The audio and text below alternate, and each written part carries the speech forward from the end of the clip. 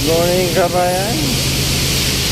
Ngayon, washing naman kami ngayon dito sa cargo hold number 2. Kasi ito sa duties and responsibilities namin dito sa barko.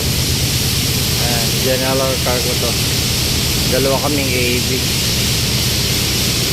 Gypsum yung kargada namin. Ito, may isa sa mahirap din washingan kasi kapit yung gypsum sa metal.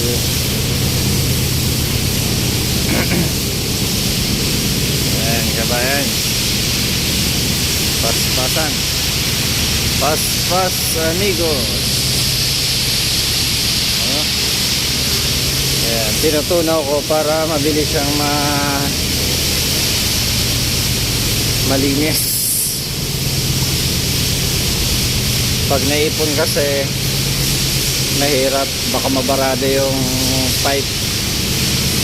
Ayan,